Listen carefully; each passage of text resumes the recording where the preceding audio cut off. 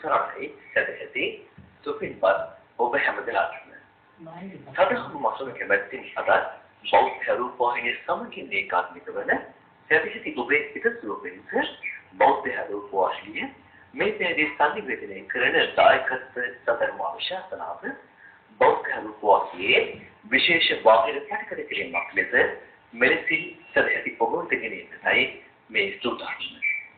මේ සම්මෝ දේශනා විදිහින් පෙරමාවදාල පූජනීය මාහුරලේ පත්තිය පින්වත් ස්වාමීන් වහන්සේ අපේ හැමදාම දොහොත් මුදුනටද සාසනදින් දම්සභා මණ්ඩපයේ වෙත පිළිගනිමු.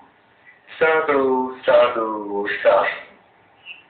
සදේවතුනි අද නියුතුම් වූ දේශනාවෙන් පින්වත් දායකත්වයේ ලබා දෙනවා විශ්‍රාමික පාඨශාලාචාර්යනි රූපා පෙරේරා මහත්මිය සමගින් එච්.කේ. චන්ද්‍රරස මහතා දියණිය පුතුණුවන් බෑනනුවන් ලේලිය දෙච්චලු සහ දෙල්මුතු යන මොනුපුරන් දෙදෙනා ප්‍රධාන ඒ පවුලේ සදැහැති පින්වත් පිරිස.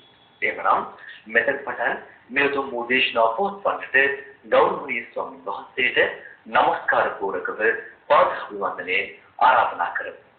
සාදු සාදු සාදු. समन्ता चक्रवालेषु अत्रा गच्छन्तु देवता सद्धम्मं मुनिराजस्य सुनन्तु सग्गमोक्षदं धम्मස්සවන කාලෝ අයං බදන්තා ධම්මස්සවන කාලෝ අයං බදන්තා ධම්මස්සවන කාලෝ අයං බදන්තා නමෝ තස්ස භගවතු අරහතෝ සම්මා සම්බුද්දස්ස නමෝ තස්ස භගවතු අරහතෝ සම්මා සම්බුද්දස්ස නමෝ තස්ස භගවතු අරහතෝ සම්මා සම්බුද්දස්ස. කරුණික ශ්‍රද්ධාකාමී පින්වත්නි, විහාරාධිපති අපේ අතිගෞරවනීය කලගම බුද්ධදත්ත නායක ස්වාමීන්ද්‍රයන්න් වහන්සේගෙන් අපේ පාදාභිවන්දනයෙන් යුක්තව අවසර ඉල්ලා සිටිනවා මේ සද්ධර්ම දේශනාව සිදු කරන්නට. පින්වත් සිල්මෑණින් වහන්සේ සදහැවතුනි, වේවැල්වත්ත කුඩා තේවතු සංවාදක සමිතිය ආර්ශිකව ධර්මානුශාසනාවක් මේ විදියට සිදු කරනවා. මේ ඒ ඇත්තන්ගේ උතුම් පින්කම් මාලාවේ 9 වැනි පින්කම තමයි අද සිදු කරන්නේ. අරමුණ වන්නේ මියගිය ත්‍රිවිධ හමුදාවට, පොලිසියට, ඒ රණවිරුවන්ට පින් අනුමෝදන් කිරීම. එම කුඩා තේවතු සංවාදන සමිතියේ වේවැල්වත්ත කරු සභාපතිතුමන් සංජය ප්‍රදීප් ජයසේන මැතිතුමා, ලේකම් එම්.කේ.පී. උදය කුමාර මැතිතුමා, පණ්ඩාගාරික සුදර්ශනී රේණුකා මැතිණිය ඇතුළු කොට පින්වත් පිරිස මේ පින්කම සංවිධානය කරනවා. ඒ වගේම බෞද්ධ රූපවාහිනී නාලිකාව වෙනුවෙන් විශේෂයෙන්ම මේ උතුම් පින්කමට තව පිරිසක් දායකත්වයේ දක්වනවා. විශ්‍රාමික පාඨශාලාචාර්යනී රූපා පෙරේරා මහත්මිය, එච්.කේ. චන්ද්‍රදාස මහත්මයා, දියණිය පුතුණුවන් දෑනනුවන් සහ ලේලිය නෙත්සිලු දම්රිතු කියන මොනුගුරු මිනිබිරියන් ඒ දරුවෝ, විශේෂයෙන්ම රෝගීව සිටින 23 වන දිනට උපන් දින සමරපු ඒ පවුලේ පින්වත් ඒ දායක ඇතන්ට ආශිර්වාද කිරීම පින්කමේදී බලාපොරොත්තු වෙන ඒ අතු පුද්ගලික දෙපාර්ශ්වයේම මියගිය සියලුම නෑයන්ට පින් දෙන්නත් ඒ අතු බලාපොරොත්තු වෙනවා. ඉතින් අපි තාම සතුටු වෙනවා අද මේ තරුණ පිරිසක් එකතු වෙලා ව්‍යාපාරික පිරිසක් මේ උතුම් පින්කම මේ විහාරස්ථානයේ සිදු කිරීම පිළිබඳව. ඒ සඳහා හිටපු අභාව ප්‍රාප්ත සංජිත් සම්මානතුමාගේ එම මැතිණිය දරුවෝ ඒගොල්ලෝ සහභාගී කරගෙන තියෙන ආරාධනා කරලා.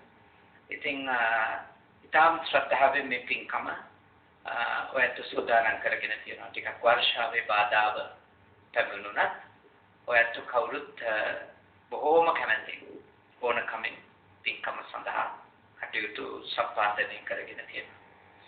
පින්වතුනි අපේ තථාගතයන් වහන්සේගේ ධර්මය අපි හරියට තේරුම් ගත්තොත් අපි මේ ලෝක ජීවිතයට පරලෝක ජීවිතයට වඩා ඉහළ සැනසෙල්ලක් ලබා ගැනීමේ අවකාශය තියෙනවා. දැන් ඔයත්ෝ ව්‍යාපාරිකයෝ පිරිසක් නිසා මම බුදුරජාණන් වහන්සේ ව්‍යාපාරික භවතෙකු වෙච්ච දීඝජානු කියන කෝලිය පුත්‍රයාට වදාළ දේශනාවක් ඔබට කියලා දෙනවා. ව්‍යග්ගපච්ච කියන සූත්‍රය. ඔහු ඇත්තටම ව්‍යාපාරිකයෙක්. ඔහු දවසක් ජංගා විහරණය පිණිස කියන්නේ ව්‍යායාම පිණිස. ඔහු ඇවිදින්මින් ඉඳිද්දී බුදුරජාණන් වහන්සේ මුණ ගැහෙනවා. මුණ ගැහිච්ච වෙලාවේ දීඝජානු කෝලිය පුත්‍රයා බුදුරජාණන් වහන්සේට සඳහන් කරනවා ස්වාමීනි අපි බොහෝම කාර්යබහුලයි. හරියට වැඩ කටයුතු කරනවා. අපිට නිතර ඔබ වහන්සේ හමු වෙන්න හෝ විහාරේ නැවතිලා ආධ්‍යාත්මික කාරණා පුහුණු කරන්න වෙලාවක් නැහැ. ඒකින්ද මා වෙන කෙනෙකුට ගෘහ ජීවිතයේ ගෙවන ගමම්ම පුහුණු වෙන්න පුළුවන් දේශනාවක්. ඉගෙනීම ඔබ වහන්සේගේ ධර්මයේ තිබෙනවා නම් කියලා දෙන්නේ කියලා ඉල්ලා සිටියා. ඒ වෙලාවේදී බුදුරජාණන් වහන්සේ දීඝජානු කෝලිය පුත්‍රයාට ව්‍යග්ගපච්ච සූත්‍රය දේශනා කළේ. ඒකේ තාම වැදගත් කරුණු හතරක් තියෙනවා ඔබගේ මෙලොව ජීවිතේ තාම යහපත් කරගන්න. සත්තාරෝ මේ ගහපති ධම්මා ගෘහපති පුත්‍රයාණනි ධර්ම හතරක් තියෙනවා. දිට්ඨ ධම්මයිතාය සුඛාය සංවත්තන්ති මෙලොව හිතසුව පිණිස හේතු වෙන. කතමේ චත්තාරෝ මොනවද ඒ කරුණු හතර? පළවෙනි එක තමයි උත්තාන සම්පදා සහ සම්පatti. දෙවෙනි එක තමයි ආරක්ක සම්පදා. තුන්වෙනි එක තමයි කල්යාණ මිත්‍රතා. හතරවෙනි එක සමජීවිකතා. මෙන්න මේ සම්පදාවන් හතර මා විශ්වාස කරනවා කුඩා තේවත්තු වල හිමිකරුවන් වන නැත්නම් වැවිලි කරුවන් ලෙස කටයුතු කරන ව්‍යාපාරිකයින් ලෙස කටයුතු කරන ඔබට අතිශයින් වැදගත්. අතිශයින් වැදගත්. පළමු කාරණේ උත්තාන සම්පදා. උත්සාහ සම්පත්තිය. දැන් අපේ තථාගතයන් වහන්සේගේ ශාසනයේ තමන්ගේ දියුණුව හෝ පරිහානිය තමන් මත තීරණය වෙනවා කියලා පිළිගන්න ශාසනයක්. දැන් වෙනත් ආගම් වල ඇතැම් වෙලාවට අපේ දියුණුවේ හෝ පරිහානියේ වගකීම ආගමික කතුවරයා විසින් තීරණය කරන්නක් ලෙස පිළිගන්නා කියමන් අපිට එනවා. උදාහරණයක් විදිහට දෙවියන්ගේ කැමැත්ත. වගේ වැකි අපි සෙසු ආගම් වලට හුම්කම් දෙනකොට සාසෙසු ආගම් අධ්‍යයනය කරනකොට අපිට දැක ගන්නට ලැබෙන ප්‍රකාශනයක්. ඒක වෙන්නේ දෙවියන්ගේ කැමැත්ත මත. දැන් අපේ තථාගතයන් වහන්සේ කවදාකවත් අපිට කියලා නැහැ උන්වහන්සේගේ කැමැත්තට අනුව තමයි අපේ දේවල් හොඳ වෙන්නේ හෝ නරක වෙන්නේ කියලා. තථාගතයන් වහන්සේ දේශනා කරලා තියෙන්නේ ඔබගේ දියුණුව හෝ ඔබගේ පරිහානිය කවුරු මත තීරණය වෙනවා කියලාද? තමන් මත. අත්ත දීපා විහෙරත භික්ඛවේ අත්ත සරණාන අනඤ්‍ය සරණා. මහණෙනි තමාට පහන වෙන්න ඕනි, තමාට ආලෝකය වෙන්න ඕනි, තමාට දීපය වෙන්න ඕනි කවුද? තමන්මයි. තමාගේ සරණ හැර වෙන කවුරෙකුගේවත් සරණක් නැත. ඒක අපේ අර ගැමියෝ කියනවා තමා හිසට තම අතමය සෙවණැල්ල. ඒ තමයි අපේ ශාසනයේ ඉගැන්වෙන්නේ. එතකොට අපේ සාර්ථක වීම අපි මත තීරණය වෙනවා, අපි අසාර්ථක වීමත් අපි මත තීරණය වෙනවා. ඒක තීරකයෙක් එළියේ නැහැ. එළියේ තීරකයෙක් නැහැ. එතකොට ඔබලා ව්‍යාපාරිකයෝ විදියට සාර්ථක වීම හෝ අසාර්ථක වීම තීරණය කරන්නේ ඔබගේ හැසිරීම, බුද්ධිය, ඥානය සහ ඔබ විසින් සංසාරේ කරපු කර්ම. ඒවත් බලපාන. වාණිජ්‍ය කියලා සූත්‍රයක් තියෙනවා. ඒ සූත්‍රයේදී තථාගතයන් වහන්සේගෙන් සරියුත් හාමුදුරුවෝ ප්‍රශ්නයක් අහනවා මහරහතන්. මොකද අහන්නේ ස්වාමීනි සමහර කෙනෙක් විශාල මුදලක් යෙදුවත් අල්ප ලාභයයි ලබන්නේ. සමහර කෙනෙක් ස්වල්ප මුදලක් යොදවලා විශාල ලාභයක් ලබනවා. හේතුව මොකද කියලා. එතකොට භාග්‍යවතුන් වහන්සේ මේ ලෝකයට අදාළ උත්තරයක් නෙවෙයි දුන්නේ. උන්වහන්සේ ඒ වෙලාවේ දීපු උත්තරේ තමයි පින්වත් සාරිපුත්‍ර එහෙම කෙනෙකුට අත්දකින්නට වෙන්නේ එයා සංසාරේ කරපු කර්මත් එක්ක. මොනවද? ඊටම සිල්වත් ගුණවත් උත්තමයන්ට ආරාධනා කරලා ඊටම උසස් පූජාවන් ඉහළ පූජාවන් කරන්ට මගේ නිවසට වඩින්න කියලා ආවට පස්සේ සල්ප දෙයක්වත් නොදී ඕ ඊටම සල්ප දෙයක් දීලා රවට්ටලා බොරුවෙන් වංචා කරලා යවපු කෙනෙක් ඉන්නවා නම් එයා මේ භවයේදී ඒ විපාකය විඳිනවා කොච්චර ලොකු යෙදවීමක් සිද්ධ කළත් එයා ලබන්නේ අල්ප ලාභයක් පමණයි සංසාරික බලපෑම. එතකොට ඒක දෙවියන්ගේ කැමැත්තවත් ඒක බුදුන්ගේ කැමැත්තවත් නෙමෙයි. එයාම වපුරපු දෙයක් එයාට නෙලට. එයාම ඉඳපු එකක ඵලය එයා නෙලනවා. ඊළඟට උන්වහන්සේ වදාළ තවත් සමහර කෙනෙක් සංසාරේ ඇතැම් භවවලදී ඊටාම සිල්වත් ගුණවත් උත්තමීන්ට ආරාධනා කරනවා ඊටාම සුළු දෙයක්. මම ඔබ වෙනුවෙන් පූජා කරනවා වඩින්න කියලා. හැබැයි ආවට පස්සේ පොරොන්දුනාට වැඩි යමක් පූජා කරනවා. පිළිගන්නවා. සතුටු කරනවා. අනේක ආනිසංස විදියට එයාට තථාගතයන් වහන්සේ දේශනා කරනවා සුළු දෙයක් යෙදුවත් වැඩි ලාභ ලබන්න අවස්ථාව හම්බ වෙනවා. එතකොට ඒක සංසාර කර්ම.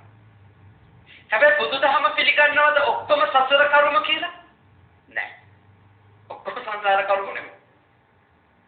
හැමදේම සසර කරපු කර්මන්ව තීරණය වෙන්නේ නෑ. සාර්ථක වීම අසාර්ථක වීම. එක හේතුවක්. සංසාර කර්ම කියන එක පෙර කර්ම කියන එක හේතුවක් විතරයි. එකම හේතුව නෙමෙයි. අද බුදුදහම ඊළඟට අපිට උගන්වනවා ඔබට දියුණු වෙන්න ඕන නම් සාර්ථක වෙන්න ඕන නම් ඔබ ගාව තියෙන්න ඕනේ කොහොමද? උත්හාන සම්පදා. උත්හාන වීර්යය. ඒක විග්‍රහ කරලා තියෙන්නේ මෙහිමයි. උත්හාන විරියාදී කතා බාහා බල පටිචිතා සේදා වක්කිතා ධම්මිකා ධම්ම ලද්දා. උත්හාන වීර්යය තියෙන්න ඕනේ. බාහු බලය යොදවලා තියෙන්න ඕනේ. දහඩිය වගුරුවල තියෙන්න ඕනේ. ඊළඟට ධර්මානුකූල නිෂ්පාදනයක් කරන්න. කියන්නේ බෞද්ධයෙකුගේ උත්සාහයයි ධාර්මික බවයි එකට යනවා. බෞද්ධයෙකුගේ උත්සාහවන්තකම සහ නීත්‍යානුකූල බව කියන එක දෙකම එකට තියෙන්න ඕන. එහෙම නැති වුණොත් විපාකය අනිත් පැත්තට එනවා. විපාකය අනිත් පැත්තට එනවා. කොච්චර උත්සාහවන්ත වුණත් අධාර්මික නම් ඒයින් බරපතල අයහපතක් එයාට දවසක භුක්ති විඳින්න වෙනවා. මොකද අපිට කවදාකවත් පරලොව අමතක කරලා හම්බ කරන්න පුළුවන් කමක් තියෙනවා කියලා බුද්ධාගමේ කොතනකවත් කියලා නැහැ. අපි ධනය හම්බ කරද්දී, ධනය පරිභෝජනය කරද්දී, ධනය සම්බන්ධව සියලු කටයුතු වලදී අපි වග වෙන්න ඕනේ කුමක් ගැනද? මට මේ ආත්ම විතරක් නෙමෙයි තියෙන්නේ. මට පරලොව ජීවිතයකොත් තියෙනවා කියන්නේ. ඒක දැනන් ඉන්න ඕනේ. මම මැරෙන කෙනෙක් කියලා තේරුම් අරන් ඉන්න. මම ලෙඩ වෙන කෙනෙක් කියලා තේරුම් අරන් ඉන්න.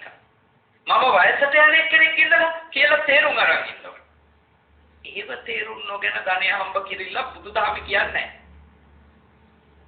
බුදුදහමේ උගන්වන ධනය හම්බ කිරිල්ල හෝ ධනය පරිභෝජනය කිරිල්ල අපි කල යුත්තේ ජීවිතය පිළිබඳව යථාර්ථය අමතක නොකර.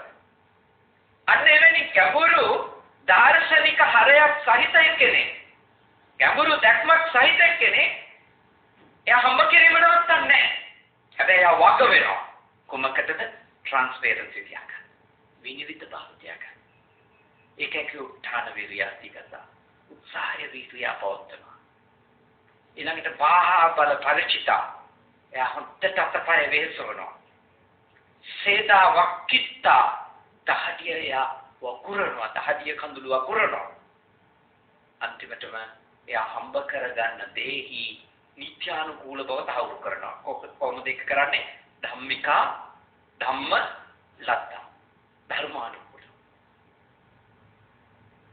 මොකද කොච්චර උත්සාහවන්තකම හෝ වීර්යය තිබුණා අපි හම්බ කරන දේෙන් අපිට සතුටු වෙන්න නම් අපි නිත්‍යානුකූලය වෙලා ඉන්නවා දැහැමි වෙලා ඉන්නවා අධාර්මිකව තියෙන දේවල් වලින් අධාර්මිකව හම්බ කරපු දේවල් වලින් මෙලොවත් විඳවන්න ලැබෙනවා මෙලොව විඳින්නේ නැතොත් පරලෝකදී නම් විඳවන්නම අනිවාර්යයි ඒක ස්ථිරයි ඒ හින්දා ඔබට යෝජනා කරනවා ඔබ ව්‍යාපාරිකයෝ කොඩා තේවතු හිමිකරු මේ හැම ගෙදරකම ඉන්න අයට මම විශ්වාස කරනවා අඩුමක් කර භාගයක් ඇති කියලා නේ හැමෝම පාහේ කුඩා තේවතු වලට සම්බන්ධ හෝ රබර් හෝ මොකක් හරි ව්‍යාපාරික ඉන්නතු ඔබ හැම කෙනෙක්ම වඩ වෙන්න ඕනි කොමකටද ධර්මානුකූලව තමන්ගේ දියුණුව ලබා ගන්න.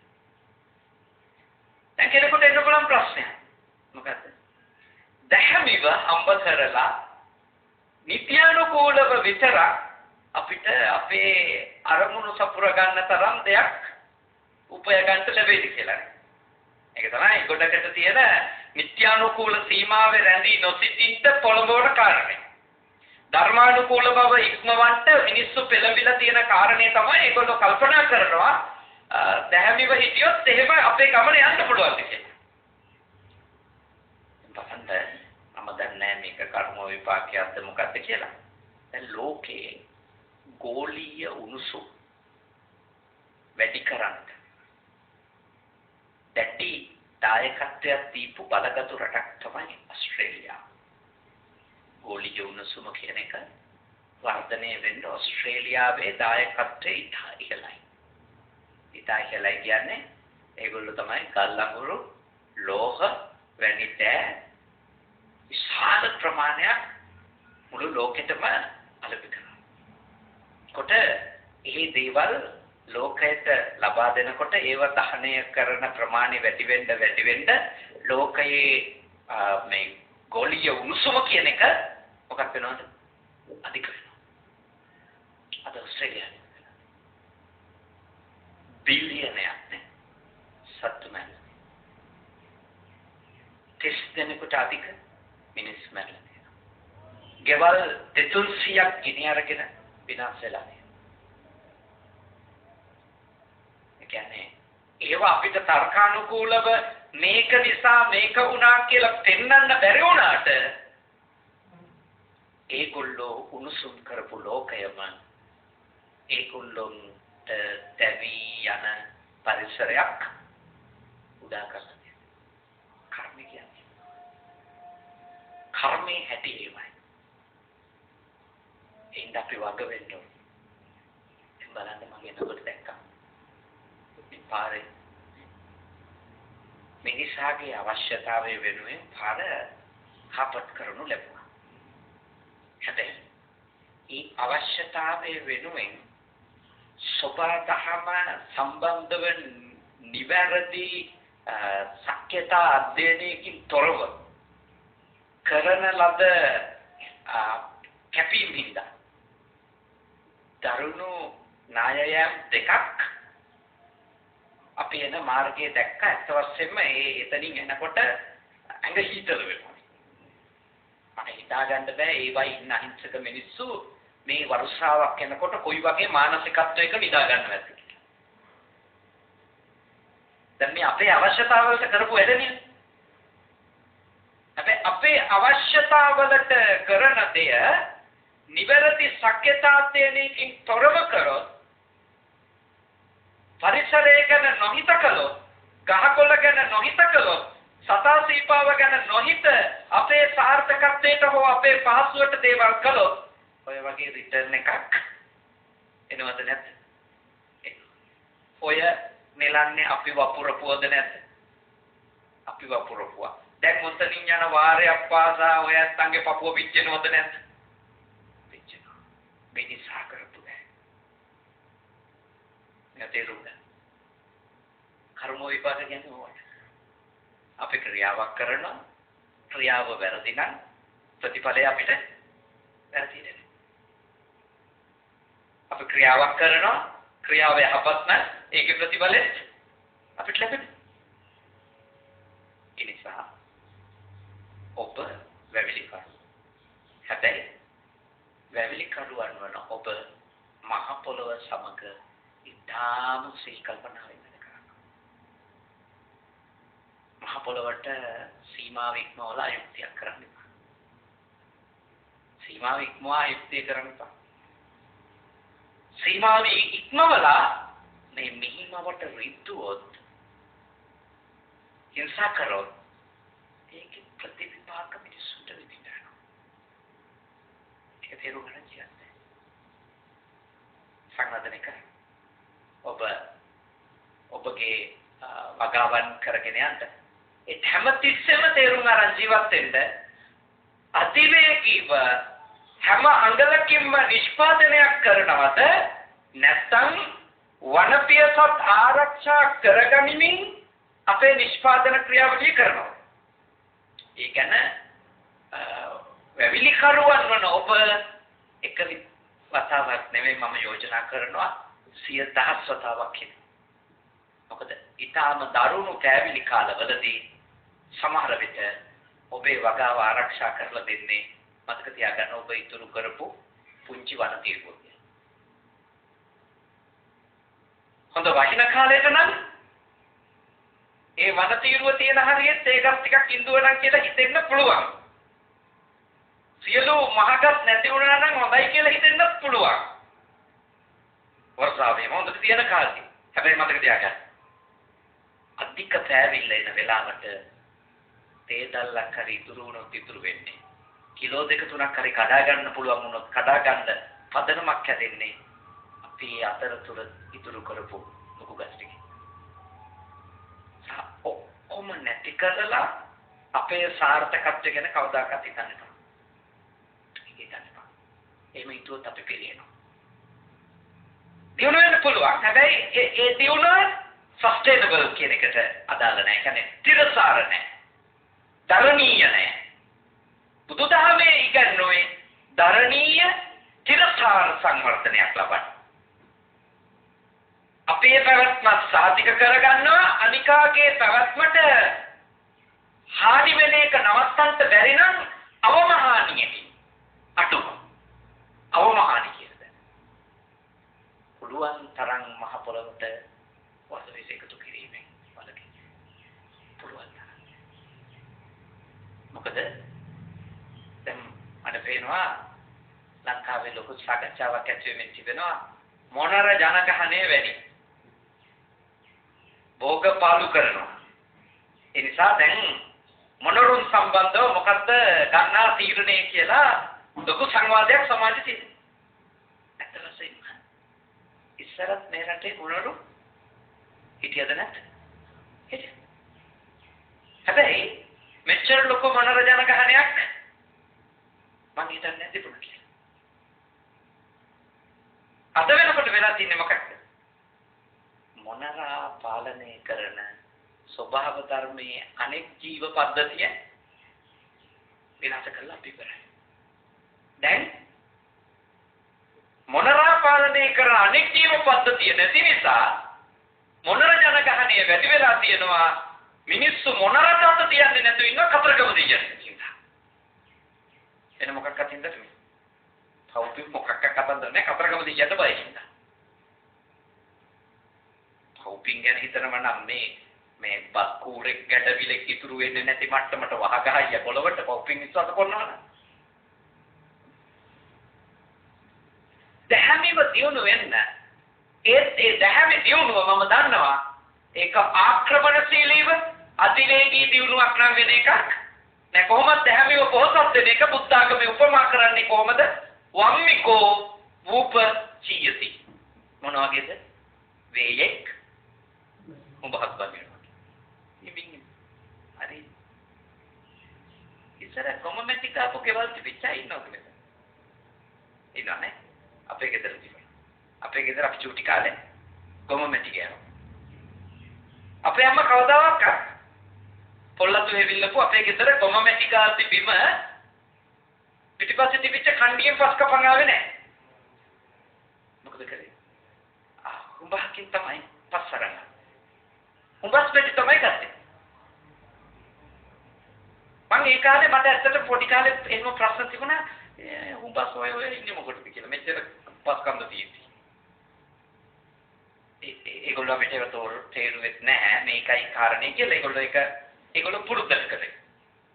ඒගොල්ලෝගේ අම්මලත් ගත්තේ උඹස් මැටි. ඒ නිසා අපේ අම්මලත් එහෙම උඹස් මැටි ගත්ත මිසක ඒකේ කතාව ඒගොල්ලෝ තේරුම් කරන්න තරම් දැනුමක් ඒගොල්ලෝ තිබුණේ නැහැ. නමුත් ගොමත් එක්ක කලවම් කරලා උඹස් මැටි අනලා ඒ පොළවේ ගෑවම ඒක සාමාන්‍ය පස් වගේ කෙටි කාලයකින් දූවිලි බවට පත් වෙලා සුගෑවිලා යන්නේ මාස ගණනාවක් බොහෝම හොඳ තල්ලනේ. පැරණි චෛත්‍ය රාජාණන් වහන්සේලාගේ ගඩොල් නිර්මාණය කරත් අරගෙන තියෙන්නේ මොන මැටිද? කුඹස් කඩපු පස් වලින් පුච්චපු ගඩොල් තමයි හම්බෙන්නේ. ඒකෙන් පේනවා මොකද? කුඹස් මැටියෙන් කපපු ගඩොල හුඹස් මැටියෙන් ගොම මැටි ගාපු බිම අනිත් ඒවට වඩා දිගු කාලයක් පවතිනවා. ඒ කියන්නේ මොකක්ද? හුඹහක් හදන වේයා ඊටාම සියුම්ව තෝරනවා කලවම් නොවු පසක්. ඒ කලවම් නොවු ඊටාම පිරිසිදු පසක් පාවිච්චි කරලා හදපු හුඹහ එහි පස බොහෝම ශක්තිමත් දිගු කාලීනයි. භාගතුන් වහන්සේගේ උපමාව මොකක්ද කියන්නේ? වේයෙක් බඳින හොඹහක් වගේ පිරිසිදුව සෙමින් ඔබගේ සාර්ථකත්වය ලබා ගන්න. ඒ සාර්ථකත්වය තිරසමයි. දිගු කාලීනයි. කෙටි කාලකින් ඉවර වෙන්නේ නැහැ. හොඹහක මැටි ශක්තිමත් වගේ ඔබ දැහැමිව හම්බ කරපු ධනයක් ඔබට හදිසියෙ අහිමි වෙන්නේ නැහැ. වැරදි පාරේ ගිහිල්ලා හොරමරකම් කරලා, කපටිකම් කරලා, වංචා දූෂිත වැඩ කරලා ඔබ ධනය හම්බ කරගත්තොතින් දන්නේම නැති වෙලාවල් වල, හිතන්නේවත් නැති වෙලාවල් වල ගෙවන්න වෙනවද නැත්? ගෙවන්න. අඩුම ගෙවුවේ නැතත් ඒවා Tamange ගාව තියෙන හැම තත්පරයකම විඳවිල්ල තියනවද නැද්ද? විඳවිල්ලක් තියෙනවා. බයක් තියෙනවා. තැතිගැනීමක් තියෙනවා. අසහනයක් තියෙනවා. මොකද හිත දන්නවා මේවා හරි ධනෙ නෙමෙයි කියලා. එහෙනම් අපේ පින්වත් පිරිස ඊටාම බුද්ධිමත්ව, ඊටාම ප්‍රඥාවන්තව ධනය හම්බ කිරීමේදී වග වෙන්න ඕනේ. අපි අපායේ නොයන විදියට ධනය හම්බ කරගන්න. උත්තාක මහන්නේ හම්බ කරන ගාන කීයද කියලා. ඔබට හම්බ කරන්ට ආසතරම් ප්‍රමාණයක් හම්බ කරගන්න පුළුවන්. වග වෙන්න ඕනේ එක කරුණක් වෙනුවෙන් විතරයි. කොමක්ද? හම්බ කරන විදිය නිත්‍යානුකූල වෙන්න. හම්බ කරන විදිය ධර්මානුකූල වෙන්න. ඒ කියන්නේ තාම කල්පනාකාරී වෙන්න ඕනේ. මොකද නැත්තම් ගෙවන්න වෙනවා. මේ ආත්මෙ ගෙවන්න උනේ නැතොත් ඊළඟ ආත්මෙ ගෙවන්න. මේ ආත්මේ වැරදි පාරේ ගිහිල්ලා හම්බ කරගත්තොත් වැරදියට Tamanගේ පොහසත්කම ඇති කරගත්තොත් අඩුම බයෙන් තැතිගැනීමෙන් අසහනෙන් හරි ජීවත් වෙන්න වෙනවාමයි. ඒකනම් කිසිම සැකයක් නැහැ. ඊගන් හිතන්නකෝ.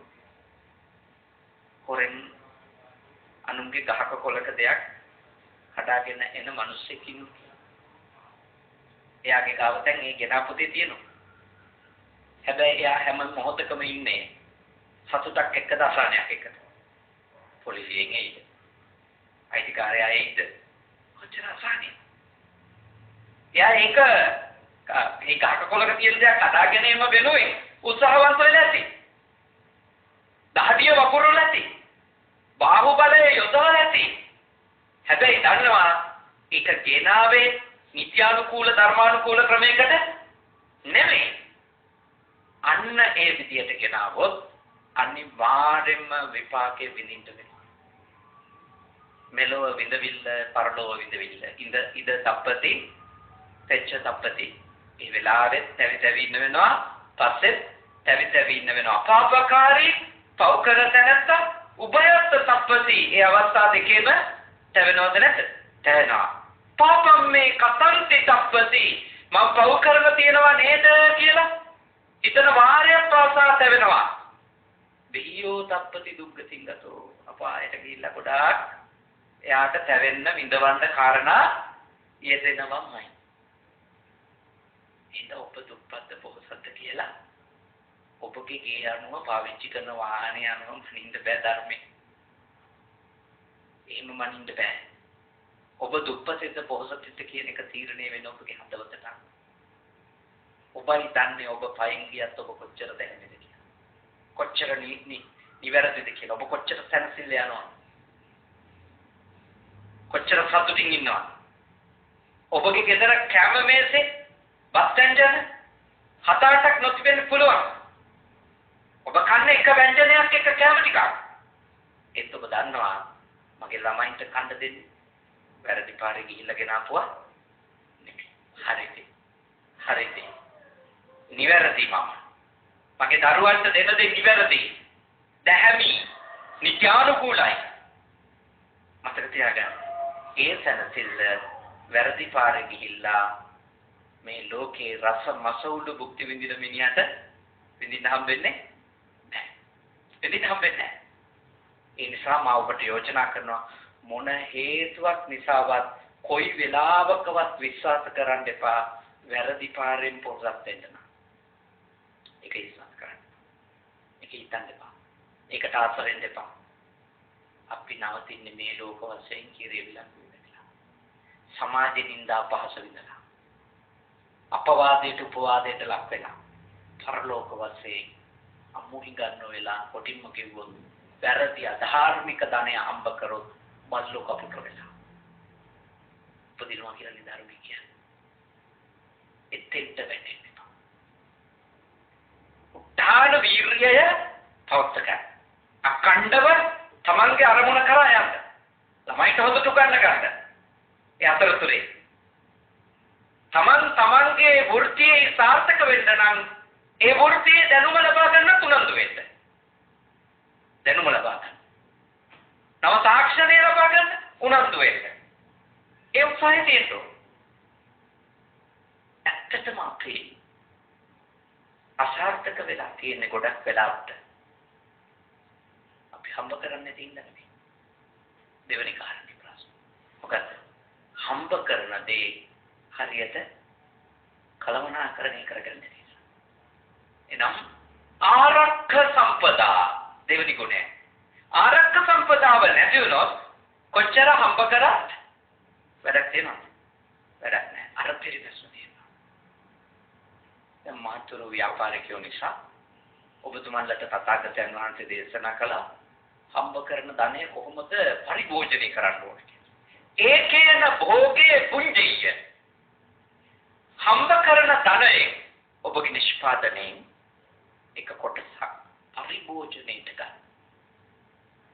ද්විහි කම්මං පයෝජයේ කොටස් දෙක මොකක් කරන්නද? ආයෝජන කරන්න. ඉන්වෙස්ට් කරන්න. චතුත්ථංච නිධාපේය හතරවෙනි කොටස ඉතිරි කරන්න. ආපදාසවයිතදී විපත් කරදර ප්‍රශ්න එන වෙලාව කොයි වෙලේද කියලා කියන්න කාටවත් බැහැ. කොච්චර හම්බ කරත් නාස්තිය වියදම අධිකරණ සාර්ථක වෙන්න බැහැ. ඒ හින්දා පරිභෝජනයට හතරෙන් එකයි. හතරෙන් දෙකක් ආපහු ව්‍යාපාරයටම දාන්න ඕනේ. තවත් එක් කොටසක් ඉතිරි කරගන්න. කරදර විපත්ති වෙලාවට. ඕවා කරගන්න බැරි වෙන්නේ ඇයි? ඕවා කරගන්න බැරි වෙන්නේ අපේ කලමනාකරණයේදී අපි ඇති කරගනු ලබන දුබලකම් නිසා. අපි අපේ පුද්ගලික ජීවිතේ කලමනාකරණය කරගන්න විදිය ආර්ථික ජීවිතයට සම්බන්ධයිද නැද්ද? අතිශයින් සම්බන්ධයි. මේ මහත්තුරු ඉති දුක්තෝ ඉස්ත්‍රීන්ට ලොල්ලුනවා. ව්‍යාපාරිකයන් අතට කීයක් හරියනවා. හැබැයි කාන්තාවන්ට දැඩි ලෙස විජුණා.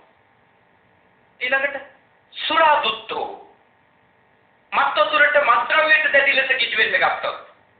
ලොල් වෙන්න ගත්තොත්. දිනපතා එවැනි දෙයකට ඇබ්බැහි වෙන්න ගත්තොත්. අක්ඛදුක්තෝ සූදු කරන්න ගත්තොත්.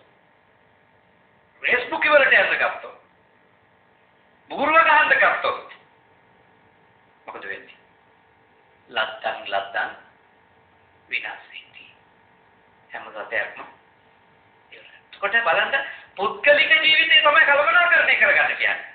හැබැයි පුද්ගලික ජීවිතේ යම්කිසි ආචාර ධර්ම පද්ධතියක් හික්මීම සංවරකම හදාගත්තොත් ඒක ආර්ථික ජීවිතයට සම්බන්ධයිද නැත්? සම්බන්ධයි. දැන් ගොඩක් අයගේ ප්‍රශ්නේ මේ වගේ දේවල් ගැන කල්පනා කරන්නේ කරදරකාරී ප්‍රකාශන ලෙස. දැන් මේ වගේ දැනුමක් ලැබෙනකොට බොහෝ දෙනෙක් කම්මැසියෝ මම දන්න එකක් තමයි ඒගොල්ලෝ හිතන්නේ ඒගොල්ලන්ට මේ කරදර කරන්න මේවා කියලා දෙනවා. ඔබගේ මගේ අතර කිසිම පුද්ගලික සම්බන්ධකමක් නැහැ. කිසිම පුද්ගලික සම්බන්ධකමක් නැහැ. පුද්ගලික කැමැත්තකුත් නැහැ ඔබ කෙරේ පුද්ගලික අකමැත්තකුත් නැහැ. එතකොට මම මේක කියලා දෙන්නේ පුදුරජානන් වහන්සේ මිනිස්සේ පිරිහෙන්න පුළුවන් හේතු ලෙස පෙන්වලා දීපු කරුණ ධර්ම ගුරුවරයෙක් ලෙස ඔබට කියලා දීම මගේ යුතුයකම. පිළිගැනීම හෝ නොපිළිගැනීම ඒක ඔබේ කර්තව්‍යය. මොකද අපි ඔය උපදේශ සමහරවට දුන්නම ඒගොල්ලෝ බොහොම නෝකාඩු හැඟීමක් ඇති කරගෙන නොරිසුම් මුහුණක් ඇති කරගෙන ඒගොල්ලෝ කියන්නේ අපේ සල්ලි අපි මහන්සිලා හම්බ කරලා අපි බොනවා ආමුතුල්ලට මොකද? මට නම් මොකොත් නැහැ. මම කිව්වේ බුදුහාමුදුරු කියපු එක. බුදුරජාණන් වහන්සේ දේශනා කළා තියෙනවා මිනිහෙක් කොච්චර හම්බ කරත් නැහැ මිනිහා ඊටපත බොනවා. ඒක ඉවරයි. නැස්ති වෙනවා. මිනිහෙක් කොච්චර හම්බ කරත් නැහැ එක විරිදකකින් යැපෙන්නේ නැතුව ස්ත්‍රීන්ගේ මේ ලෝලියෙක් වෙලා ස්ත්‍රීන්ගේ වහලෙක් වෙලා ගමන් කරන කෙනෙක් නෑ. මොකද ඉතින් කාන්තාවන්ට ලොල් වෙච්ච කෙනෙකුට සපයක්වත් නොදෙන මිනිස්සෙක් එක්ක කාන්තාව වෙන්නේ නැහැ. කාන්තාවෝ වැරදි සම්බන්ධකමකට පෙළඹෙනවා නම් පෙළඹ වෙන්නෙම ප්‍රධාන හේතුව සුද්ධ කරන්න පුළුවන් ඉන්නේ. වෙන මොකක්වත් නෙමෙයිනේ. නැතුව මේ ආදරය හොයන්න ආදරද සල්ලිනේ හොයන්නේ. අනියම් සම්බන්ධකම් ඇතුලේ හොයන්නේ මොකද්ද? අමතර විහිදම් සඳහා සල්ලි. ඒකනේ ඇත්ත. ඉතින් ඒවට පැටලෙන කට්ටිය දැනගන්න ඕන මෙයා එන්නේ මාව සුද්ධ කරන්න කියලා. ඒක තේරෙන්නේ නැත්නම් ඉතින් මොනව කරන්නද? ඒක කියලා දීම මම කරනවා. ඒ බුදුරජාණන් වහන්සේ ඒක ඔබ වෙනුවෙන් දේශනා කළා තියෙනවානේ පරාභව සූත්‍රේ. ගිහියෝ පිරිහෙන්න පුළුවන් ඉස්රේලෝනිය වුණත් කියලා. එක පිරිඳා එක සැමියෙක් එතන නවතින්න. ඊට සූදු. එතෙන් ගියචිනා. ඔය තුන පුද්ගලික ජීවිතය හදාගන්න ගියපුවා. හැබැයි ඒකෙන් ආර්ථිකයට ලොකු සම්බන්ධයක් තියෙනවා. සාමාන්‍ය කම්මැසියෙක් දවසට රුපියල් 500ක බිව්වා. මාසෙට එයා දන්නේම නැතුව රුපියල් 15000ක් බාරකට. සාමාන්‍ය කම්මැසියෙක් දවසට රුපියල් 500ක බිව්වොත් එයා දන්නේම නැතුව මාසෙකට රුපියල් 15000ක් බාරකට දීලා තියෙනවා. එයා දන්නේවත් නැහැ. දවසට සිගරට් 4ක් කිරුවොත් එයා දන්නේම නැතුව මාසෙට රුපියල් 6000ක් ලංකා තුන්කොළ සමාගම ටොබැකෝකට දීලා තියෙනවා. අත වශයෙන්ම කිව්වොත් කම්කරු පෙළන්තියේ මිනිස්සු ඔය මට්ටම දවසේ පවත්වාගෙන යනවද නැත්? මතක තියාගන්න. සමෘද්ධිලාභී ගෙවල් වලින් 90%ක පිරිමියා දවසට අඩුම 750ක දුන්නා. ඒ තමයි යථාර්ථය. කාන්තාව සමෘද්ධිය කැපේ කියලා බයද? කොච්චර බයද ජීවිතද ගෙවන්නේ? සමෘද්ධිය කැපේ කියන බය කොච්චර බයද ජීවිත ගෙවනවා? කොච්චර තැතිගෙන ඉන්නවදනේ. හැබැයි ඒ ගෙදරම පිරිමිය. අඩුම මොන જાතියින් හරි පන්තියක් හොයාගන්න ඕනේ නැහැ. හැබැයි යා ඒක නවත්තලා දාන්න තීන්දුවක් ගත්තා. අඩුම ඒ තාත්තා ඒක පාලනය කරන්න තීන්දුවක් ගත්තා. ඒ ගෙදර ආර්ථික ජීවිතේ කොච්චර උඩට ගියද? හිතා. අපේ ප්‍රශ්නේ සල්ලි හම්බ කරන්න නැති එක නෙවෙයි. අපේ ප්‍රශ්නේ අපේ පුද්ගලික ජීවිත වැරදි පාරවල් වල ගමන් කරවන්නට අපි ඇබැයි වෙච්ච හින්දා අපිට හම්බ කරන ධනෙන් අපිට උඩට එන්න බෑ. ඒකනේ ලංකාවේ මෙච්චර කල් සමෘද්ධි දීලා තියෙන්නේ. ජනසවි දීලා තියෙනවා. හැම ඡන්දයක් ඉට්ටු වෙනකොටම අපිට ඇහෙන්නේ මොකක්ද? අපි ආවම අලුතින් මෙච්චර සමෘද්ධිය දෙනවා. මිනිස්සු අපුඩි ගන්නවා. ඒ කියන්නේ තව හිඟන්න වැඩි වෙලා කියන එකද කියන්නේ. ඇත්ත වශයෙන්ම අපේ රටේ සමෘද්ධි ගත්ත එක මිනිහෙක්වත් ඔබ දැකලා තියෙද? සමෘද්ධි නියාමක ගාවට ගිහිල්ලා කිව්වා කියලා ආරංචියක් තියෙද මං දැන් සමෘද්ධිමත් වුණා මට සමෘද්ධිය එපා කියලා. එක මිනිහෙක් අපේ රටේ. එහෙනම් සමෘද්ධි දීම නිසා සමෘද්ධිමත් වෙලා නැහැ කවුරුත්. ඊමණ නිවුස් වල යන්නේ බෑනේ. මෙච්චර සමෘද්ධිලාභී ප්‍රමාණයක් සමෘද්ධිය ප්‍රතික්ෂේප කරයි. ඒ වෙනුවට නිවුස් වල තියෙන්නේ මොකක්ද? තව සමෘද්ධිය ලබා දෙන ලෙස බගෑපත් වී. කාරණේ මොකක්ද? හම්බ කිරීමේ නිෂ්පාදනයේ ප්‍රශ්නයක් නෙමෙයි. කලමනාකරණයේ ප්‍රශ්නයක්. දැන් වාසකම් වලට මොනවද හිතනවද මේ ටික කියනකොට? හරියට හරි. හාමුදුරු හරියටම කිව්වා. අපේ මිනිහා එන්න තිබ්බයද? හරියට හරි. කියලා වාසකම් වලට ඒකට වාසකම් වලට ඉතින් අපි නම් හරි හොඳයි කියලා. හරිම හොඳයි. ඔය මිනිහා තමයි සල්ලි නාස්ති කරන්නේ. ඇත්තම කාරණේ තමයි. ඔය නාස්තියම වෙන විදිහකට උපාසකම් වලත් කරන්නේ. ඒ වෙන විදිහ උන්දල බොන්නේ නැහැ. එහෙම නැහැ. මිනිසුන්ට පොත යන්නේ නැහැ අපේ තියෙන සල්ලි ටික. ඒවා කරන්නේ නැහැ උපාසකම් වල. උපාසකම් වලගේ ප්‍රශ්නේ තමයි උපාසකම් වලට හිතෙනවා මුළු රත්නපුරේම තියෙන ප්ලාස්ටික් සහ ඇලුමිනියම් අපේ ගෙදර තිබුණා නම් හොඳයි කියලා. ඒ උන්දලා සීතු දාදා රටේම තියෙන දාජරාව ගෙදර ගේනවා. අර මනුස්සයා සහ උපාසකම් අතර මුදු වෙනසක් නැහැ. දෙන්නම මොලයක් නැතුව සල්ලි මිනිනක්. එතන සමාවෙන්න කිව්වා. එතන නෝද මට මේ උපාසකම් වලදී මූණු බැලුවා කියන්න පුළුවන් 500 සීට්ටු කීයද 10 සීට්ටු කීයද කියලා. මට කියන්න පුළුවන් මූණු බැලුවා. මම අර එක මාසෙක තුගේ මූණ බලලා ආවා මාත්‍ය ඉස්කෝලේ මාසෙක නේද කියලා. ඒ මාත්‍ය බුදුම මම. දැන් මට මූණු බලලා කියන්න පුළුවන් හරියටම සීට්ටු කීයද දාලා තියෙන්නේ කියලා. තේරුම් ගන්න ජීවත් වෙන්න. ඒ යන පාර හරිම පාර නෙවෙයි. තාටික ජීවිතය ගැන ඥානවන්තව හිතන්න. නායකාරකමෙන් කියලා රටේම තියෙන කුණු ගොඩවල් වලින් අපේ ගෙදර පුරව ගන්නවා. නේද? අද තියෙනවනේ කුඩා ණය දෙන සමාගම් මේ මයික්‍රෝ ෆිනෑන්ස් කියන ශුද්ධ මූල්‍ය සමාගම් ගම් වසාගෙන පැතිරලන් තියෙන අධික පොලියටනේ. තරුණ නායකාරකම් වල කාන්තාව පැටලෙමින් ඉන්නවා. තරුණ නායකාරකම් සුළු කොට නැහැ. මම අද ඉඳි පාරේ දැක්ක සමහර මේ නගරවල දාලා තියෙනවා සීට්ටු සඳහා බෙඩ් සීට්. අතවදින්ම මම අද ඉඳි දැක්ක එකක්. මම මගේ රීදුරු කිරියල්ල හරියට මම හිතන්නේ. මගේ රීදුරු මාලිට මේ පෙන්න ගන්න මට ඒක බැරි වුණා මේ ඒක පාසලේ ඉක්මනටම සීට්ටු සඳහා බෙඩ් සීට්. පන්තන්නා මිනිස්සුන්ගේ සමහර අත්‍යවශ්‍යතා විසඳ ගන්න මිනිස්සු සීට්ටු දානවා. ඒක ප්‍රශ්නයක් නෑ. නීඩ්ස් නම්. ඒක නීඩ් එකක් නම් ඒක අත්‍යවශ්‍ය දෙයක් නම් ඒකට මිනිස්සු එහෙම කමක් නෑ එහෙම ගියාට. හැබැයි අපි කියන ගොඩක් දේවල් අපේ අවශ්‍යතා නෙමෙයි. එක තැන්වල තියෙන ඒවා අපි දකිනවා අපිට ආස වෙනවා. ඒවා අපි කොච්චර අපි ඒ කරන ආයෝජනය ඵලදායීකත්ව කියන එක ගැන හෝ ඒක අපි සප්‍රයෝජනවත් කියන එක ගැන අපිට කිසිම අගයීමක් නැහැ. ඒක ගැන අප්ඩේට් යන්නේ අපිට. සාකච්ඡාවක් නැහැ. මොකද ඔක්කොම හොරෙන් කරන වැඩ නෙදී. ඒවති. ගෙවල් වල සාකච්ඡා කරලා කරන වැඩද පොරෙන් කරන වැඩද? මහත්තයා දන්නේ නැහැ නෝනා කරන ඒවා නෝනා දන්නේ නැහැ මහත්තයා කරන්නේ. ඇත්ත වශයෙන්ම දන්නේ නැහැ.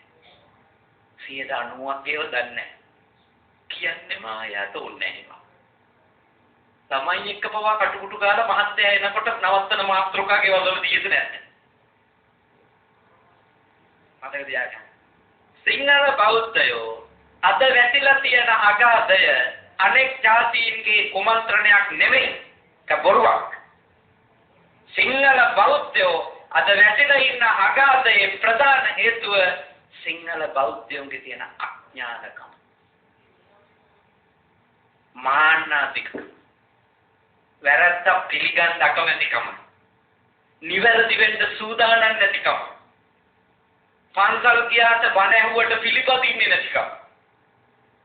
කොටින්ම හැදෙන්න නැතිකම. කැමති තින්න විදිය තින්න දෙනවා. ඒින්ද සිංහල බෞද්ධයෝ බේරගන්න. ඉතාම දුෂ්කර දෙයක් සිංහල බෞද්ධයෝ බේරගන්න එක. හැදෙන්න සෝදානම් මිනිස්සු නම් බේරගන්න පුළුවන් නේ. වැරද්ද ලෙස පිළිගෙන ඔව් මගෙන් වැරද්දක් වුණා මම ඒක නවත්තා. එහෙම මිනිස්සු බේරගන්න එක ලේසි. කීයතුලවත් තමන් කරන දේ ගැන සාකච්ඡාවක් එකඟතාවයක් ඇතුව වැඩ කරන අම්මෙන් තාත්තෙක් ඉන්න ගයක් නම් දියුණු කරගන්න එක ලේසිද නැද්ද? ලේසි. ස්වාමි පුරුෂයා දන්නේ නැත්තම් බිරිඳ දාපු දීට්ටු ගන්නවා කොහොමද ඒකවල දියුණු කරන්නේ? හොරෙන් කපටිකමෙන් බොරුවෙන් හංග විවෘත නැති මිනිස්සු ඉන්න රටක් දියුණු වෙලා තියෙද කොහේ විවෘතව කතා කරන්නේ නැති අවංක නැති රටවල් දියුණු වෙන්නේ නැහැ. මතක තියාගන්න. ජාතිය දියුණු වෙන්නේ නැහැ.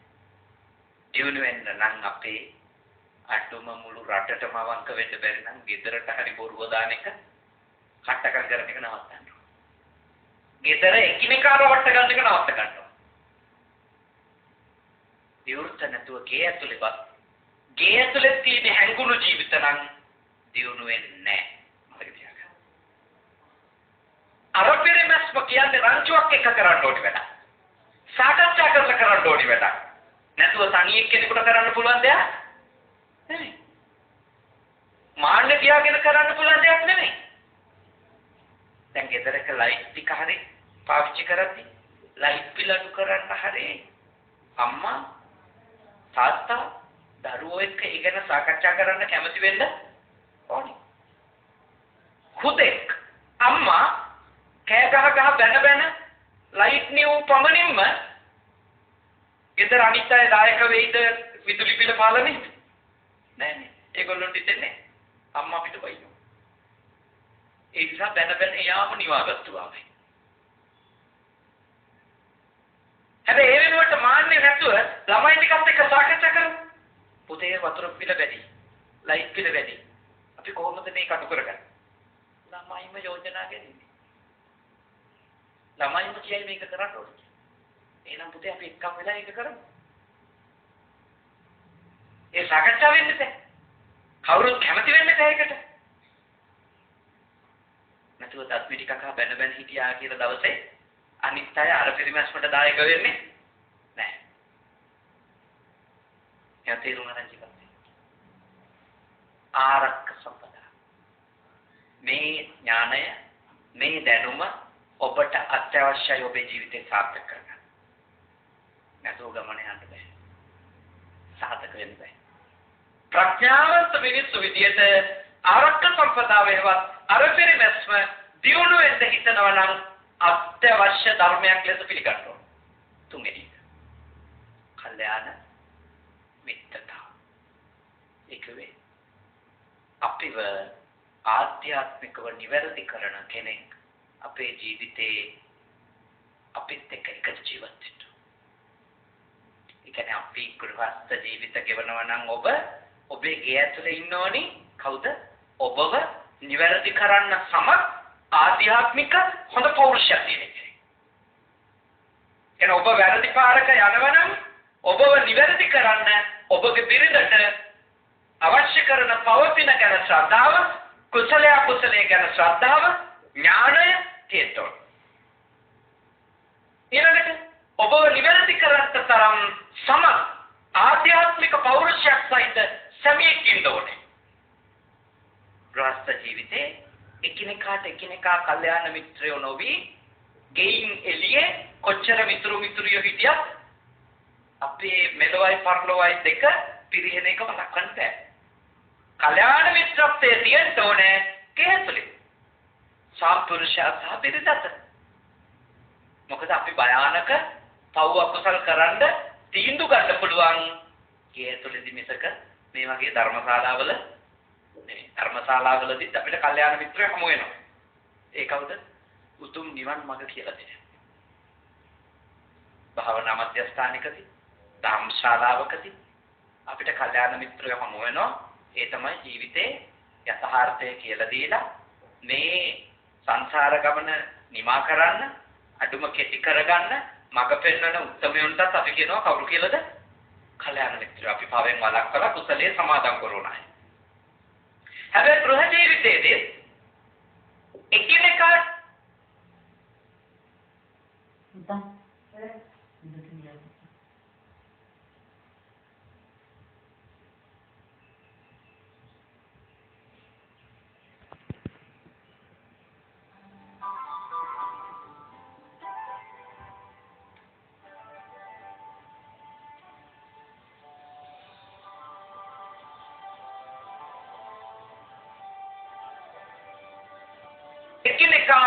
බලන මිතුරියන් වීම අත්‍යවශ්‍යයි. පාපා නිවාරේති පවෙන් වළක්ව ගන්න ඕනේ. කල්යාණ නිවේසේති යහපතෙහි පිටුවට. දරුවෝ දෙමව්පියෝ වෙනුවෙන් කල්යාණ මිත්‍රයෝ වෙන්න ඕනේ.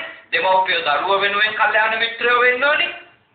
ඊළඟට ස්වාමි පුරුෂයා බිරිඳ වෙනුවෙන් කල්යාණ මිත්‍රෙක් වෙන්න ඕනේ. බිරිඳ ස්වාමි පුරුෂයා වෙනුවෙන් කල්යාණ මිත්‍රියක් වෙන්න ඕනේ.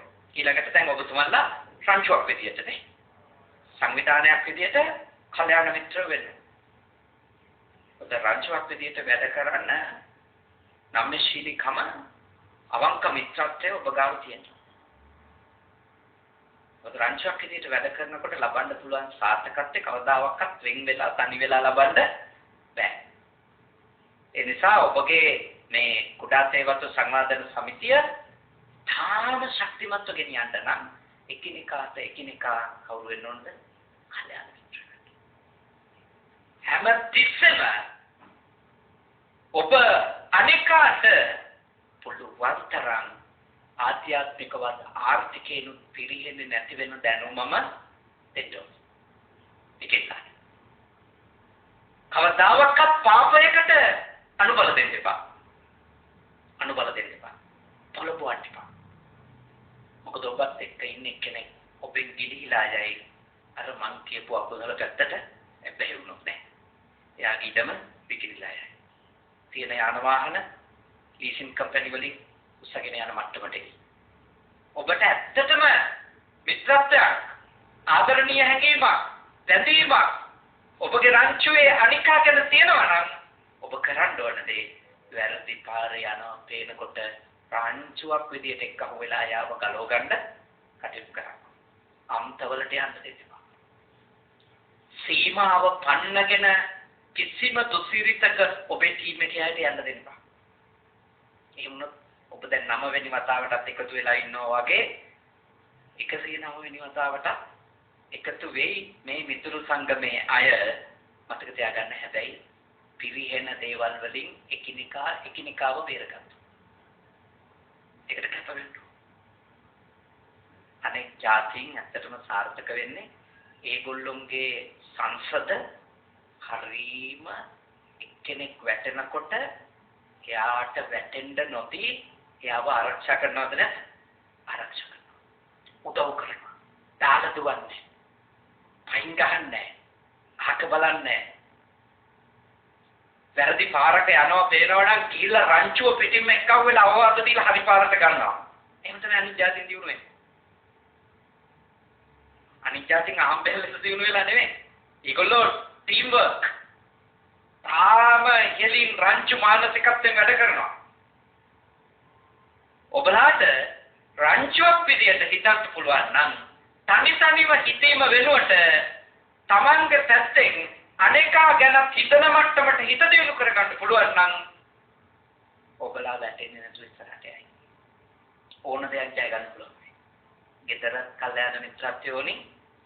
සංවිධානයක් විදියට කල්යාණ මිත්‍රත්වය ඕනි. නැතුව ගමනක් නැහැ.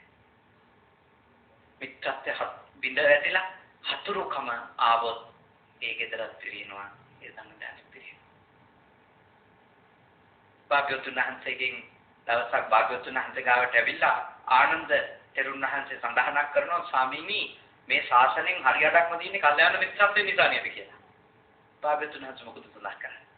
උන්වහන්සේ දේශනා කරනවා මා හේවන් ආනන්ද ආනන්දේම කියන්නේ මේ ශාසනයෙන් හරියටක් නෙමෙයි මේ මුළු ශාසනයම රැකුණොත් රැකෙන්නේ මොකකින්ද? කල්යාණ මිත්‍රත්වයෙන්. හයිද? කල්යාණ මිත්‍රත්වයට තථාගත ශාසනය දීපු වටිනකම. ඒ කියන්නේ අපි එකිනෙකාට මිතුරියෝ වුණොත් තමයි අපිට ගමන යන්න පුළුවන්. ඇත්තම පිළිෙනවා. ඔයත් මගේ අඩුපාඩුවක් දැක්කන් කියලා දෙන එක. මම ඔයත්ගේ අඩුපාඩුවක් දැක්කන් කියලා දෙන එක. මගේ ප්‍රශ්නවලදී ඔබ පිට වෙන එක. ඔබේ ප්‍රශ්නේදී මගේ දැනුමෙන් හෝ මම පිට වෙන එක. එතනින් මේ ශාසනය යන්නේ. ජාතියක් දියුණු වෙන්නේ නැතනි. සමාජයක් දියුණු කරගන්න පුළුවන් එතනින්. මම ඔබට දැන් කාරණා කියලා දුන්නද? තුන. උත්තාන සම්පදා උත්සාහයෙන් නිෂ්පාදනයේ දෙන්න ආරක්ක සම්පදා අර පිරිමැස්මෙන් යුක්තව මනා කලමනාකරණයක් ඇතුව පරිභෝජනකාරී දෙන්න. තුන්වෙනි එක කල්යාණ මිත්‍රතා ඉතාම ඉහළ මට්ටමේ මානව සම්පත් කලමනාකරණයක් පවත්වා ගන්න. පළවෙනියට කියන්නේ නිෂ්පාදනය, දෙවෙනියට කියන්නේ භෞතික සම්පත් කලමනාකරණය, තුන්වෙනි එක මොකද්ද?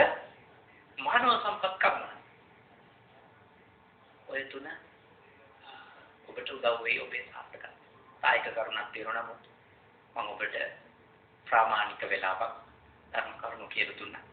කායික පමණ වෙලාවක්. ඒ නිසා මීට එහා මම මේ දේශනේදී කරන්නේ නැහැ. උත්තාන සම්පදා ඉගෙන ගත්තා, ආරක්ක සම්පදා ඉගෙන ගත්තා, කල්යාණ මිත්‍රතා ඉගෙන ගත්තා.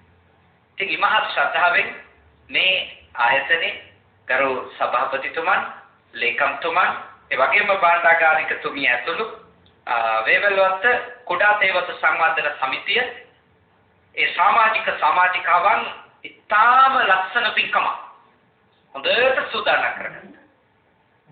වර්ෂාවෙන් චූටි බාධා පැමිණුණා. ආපු පිරිස හැම කෙනෙක්ම ඉතාම ශ්‍රද්ධාවෙන් මේ දේශනාව හොඳට ශ්‍රවණය කරා. තව විශාල පිරිසක් බෞද්ධ නාලිකාව ඔස්සේ මේ දේශනාව තව අවස්ථා ගානකදී ශ්‍රවණය කරනවා. ඉතින් මේ උතුම් පින්කම නිමා වෙන වෙලාවේ අපි මේ පින් අනුමෝදනා කර සිටිමු. විශේෂයෙන්ම මේ පින්කම සංවිධානය කරපු කුඩා තේවතු සංවර්ධන සමිතිය වේවැල්වත්ත අයගේ මූලික බලාපොරොත්තුව ත්‍රිවිධ හමුදාවේ, පොලිසියේ, සිවිල් ආරක්ෂක බලකායේ, විශේෂ බලකායේ මියගේ රණවිරුවන්ට මේ පින් අත් වේවා කියන පැතුම ඒ සියලු දෙනා මේ පින් අත් කරගනිත්වා. ඊට අමතරව විශේෂයෙන්ම අපවත් වී වදාළ දරණාගම කුසල ධම්ම ස්වාමීන් වහන්සේටත් විශේෂයෙන්ම අද දවසේ මේ පින්කමේදී විශේෂ දායකත්වයේ ගත්ත විශ්‍රාමික පාඨශාලාචාර්යනී රූපා පෙරේරා මහත්මිය, එච්.කේ. චන්ද්‍රදාස මහත්මයා ඇතුළු ඒ පවුලේ ඇත්තන් නමින් මියගිය සියලුම ඥාති මිත්‍රාදීන්ටත් ඔබ හැමදෙනා නමින් මියගිය සියලු දෙනාටත් ඒ අභාවයටපත් මේ අවස්ථාවට සහභාගී වී සිටින මෙම නැතිනියගේ ස්වාමි පුරුෂයාණන් රංජිත් සොයිසා මැතිතුමාට ඔබ හැමදෙනාගේම නමින් මියගියපු අනෙක් සියලුම ඥාති මිත්‍රාදීන්ට මේ පින් අත් වේවා. උතුම් අමා මහ නිවනම අවබෝධ වේවා. සාදු සාදු සාදු. ඒ වගේම විශේෂයෙන්ම මේ උතුම් පුණ්‍ය කටයුත්ත සඳහා අපිට ආරාධනා කිරීම කටයුතු වලට විශේෂයෙන්ම අපකැප වීමෙන් කටයුතු කරන්නට යෙදුනේ අපේ හිතවත් සජිත් බණ්ඩාර මහත්මයාණන්. එතුමන් අවස්ථා 4ක් පමණ කොළඹට පැමුණුණා ඔබ වෙනුවෙන් මේ පින්කමට අපිව මතක් කරා. මම හිතන්නේ දුරකථන ඇමතුම් 120කට 30කට වැඩි එතුමා මා වෙත ලබා දීලා තියෙනවා පින්කමට වැඩම කරවා ගැනීම සහවුරු කරගන්න. ඔබ මෙහි පින්කම සූදානම් කරන්න අපකැප වුණා වගේම සජිත් බණ්ඩාර මහත්මයාණනුත් බොහෝ අපකැපවීමක් කරා. එතුමනුත් අපි බොහෝ කාලයක් තිස්සේ දන්න අඳුනන සත්පුරුෂ මහත්මයෙක්. එතුමා ඇතුළු කොට සියලු දෙනාටත් මේ පවුල නැත්තන්ටත් පරම පූජනීය නායක ස්වාමින් වහන්සේට අද දවසේ බෞද්ධ නාලිකාව වෙනුවෙන් දායකත්වයේ ගත් ශ්‍රාමික පාඨශාලාචාර්යනි රූපා පෙරේරා මැතිණියට එච්.කේ. චන්ද්‍රදාස මැතිතුමාට දියණියට පුතුණුවන්ට දෑනනුවන් ලේලිය ඒ වගේම මුණුපුරම් දෙදෙනා ඇතුළු සියලු දෙනාට ඒ වගේම මේ කුඩා තේවතු සමිතියේ සංවර්ධන සමිතියේ සියලුම දෙනාට ඒ වගේම ත්‍රිවිධ හමුදාවේ සියලුම දෙනාට මේ ස්ථානයට ආපු ඔබ හැම දෙනාටම සියලු දෙවියන්ගේ ආශිර්වාද වේවා, කරදර දුරු වේවා, බාධක දුරු වේවා, අපල උපද්‍රව දුරු වේවා, වැස්සෙන් පින්නෙන් කරදර බාධක නොවේවා, සියලු යහපත උදා වන නව වර්ෂයක් බවට, නව දශකයක් බවටම මේ උදා වූ වසර උදා වූ දශකයේපත් වේවා. ව්‍යාපාරික කටයුතු, දරුවාගේ අධ්‍යාපන කටයුතු, ගෘහස්ත ජීවිතයේ කටයුතු පින් අනුමෝදන් වන සුමන සමන් දෙවියන් ඇතුළු සියලු දෙවියන්ගේ ආශිර්වාදයෙන් ඔබට සැලසේවා. උතුම් දිව්‍ය රාජ සමූහයාට ප්‍රාර්ථනීය බෝධිකින් ඉක්මන් භවයකදී නිවන් අවබෝධ කර ගනිත්වා. සාදු සාදු සාදු. අවසාන වශයෙන් ඔබ අප හැම දෙනාට දෙවි දේවතාවුන්ට මියගිය සියලුම ඥාති හිත මිත්‍රාදීන්ට මේ පින් කුසල් පාරමිතා වේවා. බෞද්ධ නාලිකාව තුළින් මේ දේශනාව ඇහූ පිරිසට ඔබ හැම දෙනාටම සියලු දෙවියන්ට නමින් මී කිය නෑයන්ට උපදින හැම ආත්මිකම සත්පුරුෂයෝ මුණ ගැහිවා, කල්යාණ මිත්‍රයෝ මුණ ගැහිවා, සද්ධර්මයේ නැසේවා, ධර්මාන්තරම ප්‍රතිපත්ති පුරාගෙන ඉක්මන් භවයකදී නිවන් දකින්නට අපිට මේ පින් කුසල් පාරමී ධර්ම වේවා. සාදු සාදු සාදු. ආකාශට්ටා ච බුම්මට්ටා දේවා නාග මහිත්‍තිකා පුඤ්ඤන්තං අනුමෝදිත්වා චිරන් රක්ඛන්තු ශාසනං. ආකාශට්ටා ච බුම්මට්ටා දේවා නාග මහිත්‍තිකා පුඤ්ඤන්තං අනුමෝදිත්වා චිරන් රක්ඛන්තු දේශනං. ආකාශට්ටා ච බුම්මට්ටා දේවා නාග මහිත්‍තිකා පුඤ්ඤන්තං අනුමෝදිත්වා චිරන් රක්ඛන්තු මම් පරන්ති තී. නකවුරුත් වන්දනා කරගන්න. අභිවාදන සීලිස්ස විචං වද්දාපචායිනෝ චත්තාරෝ ධම්මා වඩ්ඩන්ති ආයුවන්නෝ සුඛං බලං ආයුරාෝග්‍ය සම්පatti සග්ග සම්පatti මේවච අතෝ නිබ්බාන සම්පatti විනාතේ සමිච්ඡතු. හැම දිනාටම තුනුරුවන්ගේ අනන්ත ගුණ බලයෙන් යහපතක් උදා වේවා.